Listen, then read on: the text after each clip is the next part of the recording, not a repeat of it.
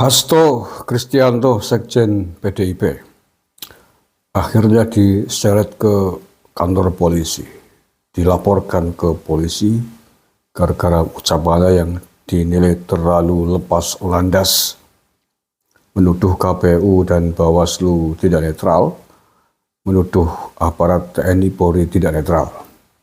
Dan nampaknya dia akan berurusan dengan polisi setelah dilaporkan oleh aliansi masyarakat di mana nih? Banyuwangi. Dia harus mempertanggungjawabkan ucapan-ucapan itu.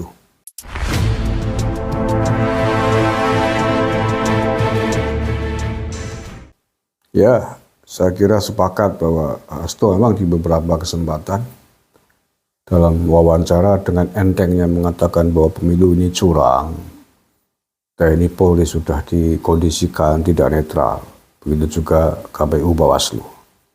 Ya, maka sebagai seorang sekjen DPP PDIP, ya, partai besar, berani mengungkapkan hal itu tentu saja harus bisa membuktikan.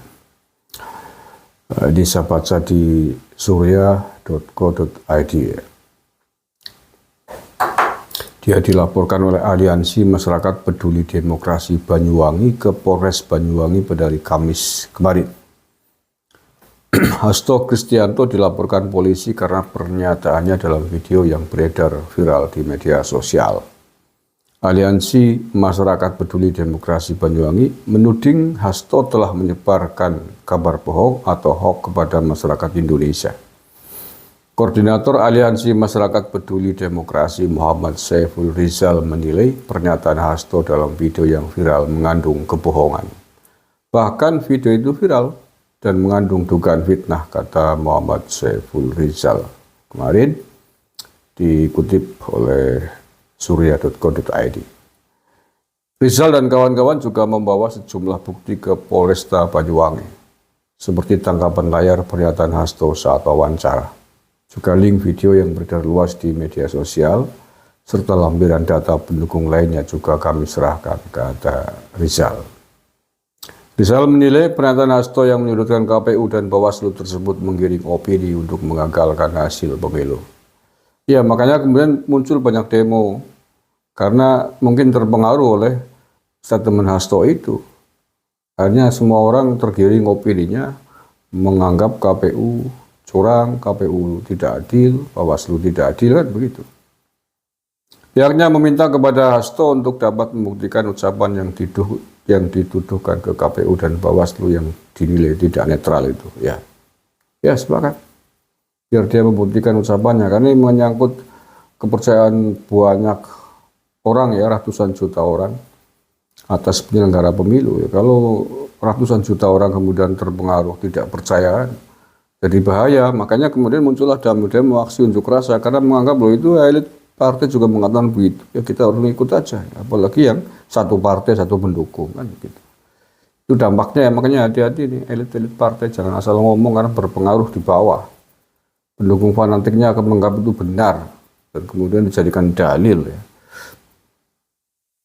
Video pernyataan Hasto ini memicu kegaduhan. Kami berharap kepada aparat penegak hukum untuk memproses laporan kami, tegasnya.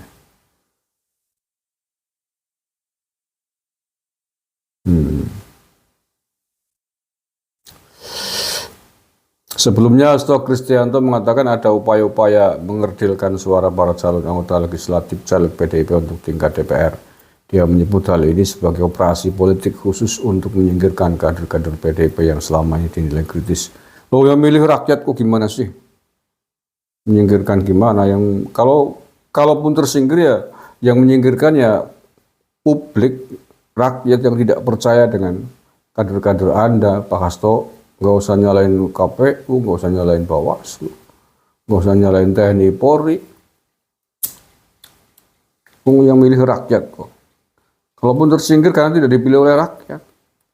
Nah, memang ada kesempatan KPU pemilu kemudian memerintahkan jangan coblos A, jangan coblos B, kan nggak mungkin. Nyoblosnya di bilik suara kok. Bebas nyoblos apapun.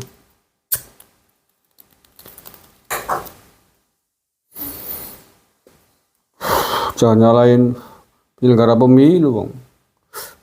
Calegnya sendiri nggak dipilih, salahin calegnya sendiri, kampanyenya nggak bener, kampanye jelek-jelekin Pak Jokowi terus kok, gimana sih?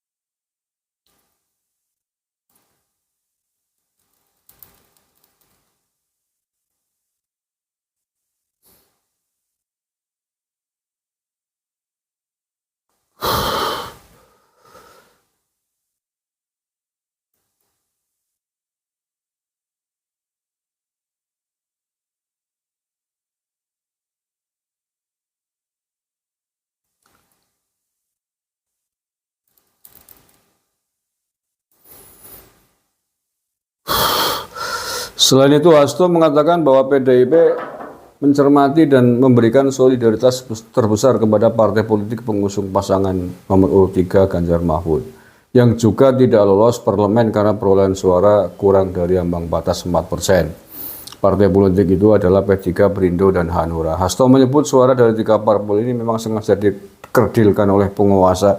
Lu gimana? Ini Hasto lucu ya. Kok dikerdilkan oleh penguasa, yang milih kan rakyat. Penyelenggara pemilu memberikan keputusan tidak lolos karena memang suaranya nggak memenuhi ambang batas 4%. Yang mengerdilkan ya mereka sendiri. Sehingga kemudian tidak dipercaya oleh publik, rakyat tidak memilih. Kecuali yang meloloskan pemerintah, KPU tanpa menghitung suaranya, like and dislike. Yang milih rakyat, kok gimana sih? Ini lucu loh Hasto nih. Tuh.